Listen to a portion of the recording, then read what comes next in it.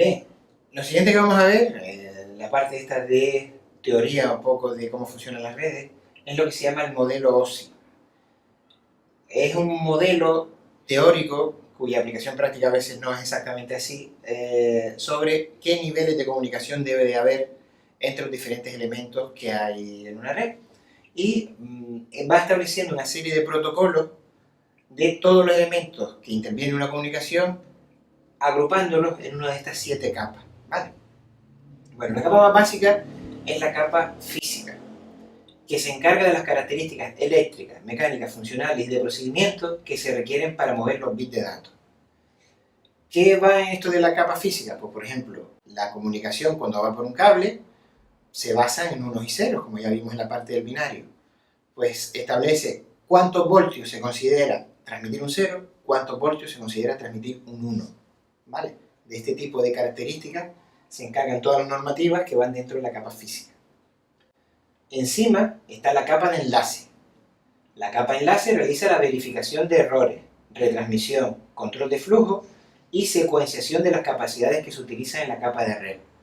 Por ejemplo, la capa de enlace está donde se estipula lo que habíamos comentado antes de hacer la transmisión de un aparato a otro con el método de escucha y retransmisión. Escucho si la línea está libre, transmito, qué pasa si dos aparatos transmiten a la misma vez, o cómo se pasa el testigo. Todo eso está en la capa de enlace. La capa de red. Transmisor da los medios para establecer, mantener y concluir las conexiones conmutadas entre los sistemas de usuario final. Es decir, cuando se produce una comunicación, cuando se da por iniciada, cuántas partes tiene, cuándo se da por terminada, todo ese tipo de protocolos están en la capa de red.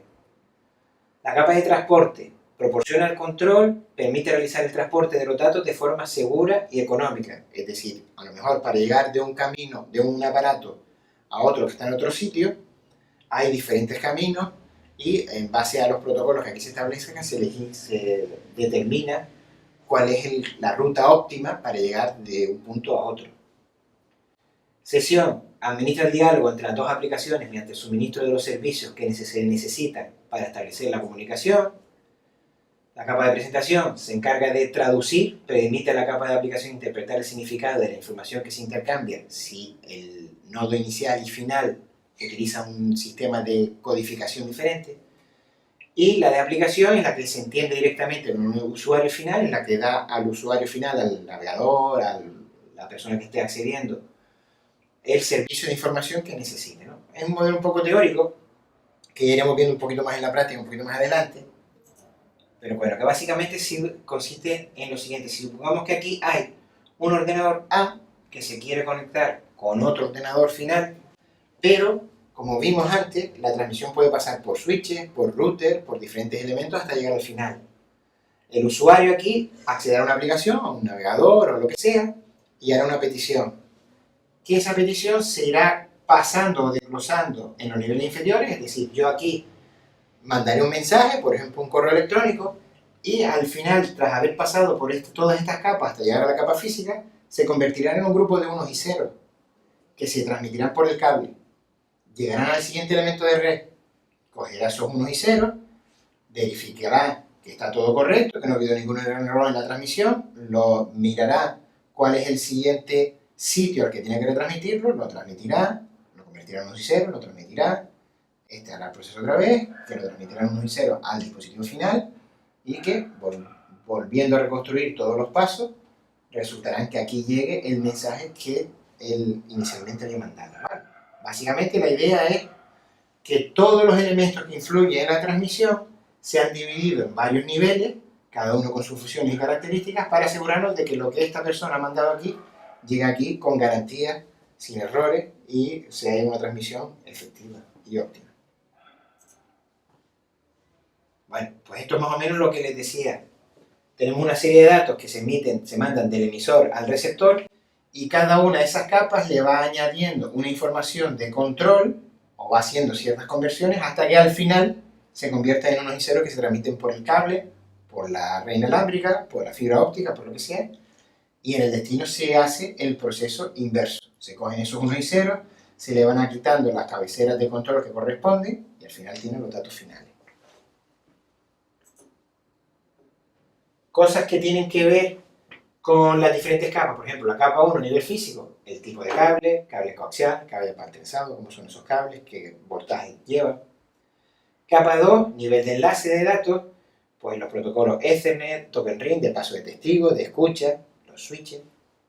Nivel de red, pues la puerta de enlace, el router al que tiene que enviar, ver si un mensaje es para esa misma red o para otra subred tiene que pasar por el router. Nivel de transporte, como los famosos protocolos TCP o UDP, que son los que determinan las rutas de transporte de esos mensajes.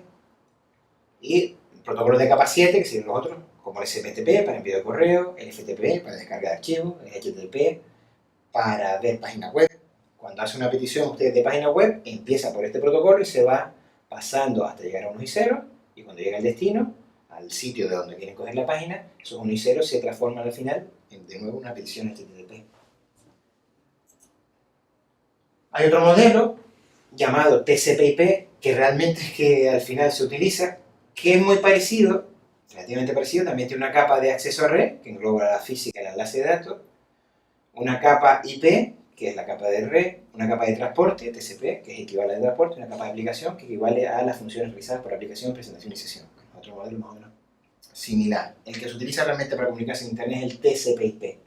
El OSI es un modelo más o menos teórico, que fue el inicial, pero la implementación práctica final se hizo con este modelo, el TCP/IP en Internet. Bueno, una vez visto así por encima qué son estos modelos, para encuadrar qué hace cada uno, pues les propongo estas preguntas. La primera es, ¿qué nivel del protocolo OSI es el encargado de detectar posibles errores en la transmisión de datos? Otra pregunta, ¿un repetidor, aquel que lo que oye por una entrada, lo retransmite tal cual por la salida, amplificando la señal, en qué capa OSI trabaja? ¿Y un router, el que determina por qué boca se envían los mensajes, en qué capa OSI trabaja? Y un punto de acceso inalámbrico, el que transmite o recoge las señales inalámbricas para pasarlas a la red, ¿en qué nivel de la capa OSI trabaja? Bueno, vayan a la siguiente actividad donde nos dirán estas preguntas y allí verán la respuesta correcta.